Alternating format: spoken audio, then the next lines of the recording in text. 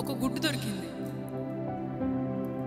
పక్షిరాజు గుడ్డు. అది ఆ గుడ్డుని తీసుకెళ్ళి కోడి గుడ్లతో పాటు పెట్టేసిందంట. ఆ కోడి కలిసి ఆ వేరే గుడ్లన్నిటితో పాటు దాన్ని కూడా పొదిగిందంట. పొదిగిన వెంటనే అది పిల్లలు పుట్టాయి, ఆ పక్షిరాజు కూడా పుట్టింది. అలానే మిగతా పిల్లలు, మిగతా చిక్స్ని ఏమంటారంటే తెలుగులో తెలుసు కదా, హెన్ చిక్స్, వాటితో పాటు ఇంకా అవి నేల మీద ఉన్న విత్తనాల్ని తింటూ ఉంది. ఈ పక్షిరాజు కూడా తింటూ ఉంది. కానీ ఆ పక్షిరాజు అనుకుంటుందంట, నాకు ఇది I'm meant for flying hire, నా సామర్థ్యం వేరు, నా పొటెన్షియాలిటీ వేరు, నా శక్తి వేరు అని. ఒక వయసు వచ్చినప్పుడు రెక్కలు ఉన్నాయి కదా, నాకు ఎగరాలని నన్ను సృష్టించాడేమో అని ఎగరదామని ప్రయత్నిస్తున్నప్పుడు ఆ కోడి అంటే, మాకు ఉన్నాయి రెక్కలు, నీకే కాదు. ఇక్కడ ఏం చూడు, నేల మీద మనం నేల మీద ఉండాలి, ఎగరకూడదు, మనం కోడలేము, నేల మీద ఉండాలి అని అనిందంట. కానీ ఆ పక్షిరాజు సరే అయితే నేను నేల మీద ఉండాలి, వీటికి రెక్కలు ఉన్నాయి, ఇవి ఎగరలేకపోతున్నాయి, నేను ఎగరలేను, అయితే నేను కూడా నేల మీద ఉండాలని నేల మీదే దాని జీవితం అంతా సాగించిందంట.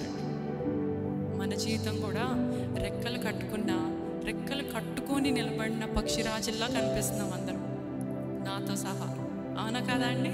దేవుడు, god has created us to fly higher, ఎగరాలని.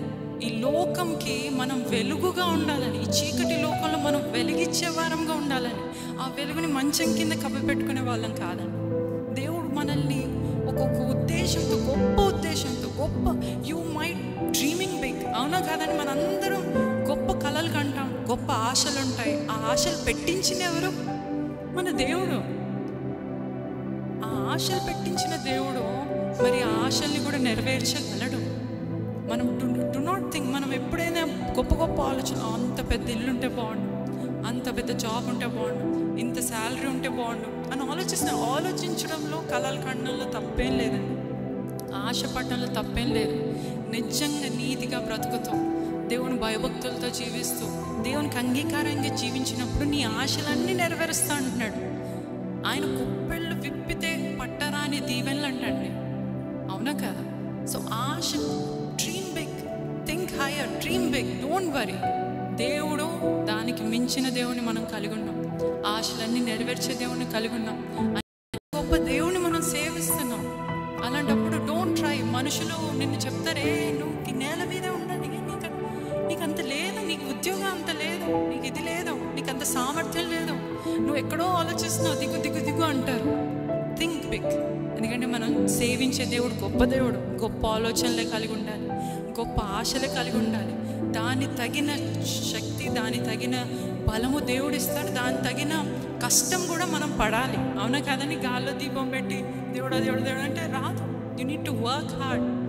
So దేవుడు పక్షిరాజు వలె దేవుడు మనల్ని రెక్కలు చాపి, ఆ రెక్కలు కట్టుకొని కూర్చోక రెక్కలు చాపి, దేవా శ్రమలున్నా, కష్టాలున్నా, ఏదున్నా దేవా నేను దాన్ని మించి నేను వెళ్తాను, నన్ను నడిపించు, నాకు శక్తిని దయచేయి, బలము దయచేయి, సామర్థ్యం దయచేయి అని దేవుని సన్నిధిలో అది కోరుతాం.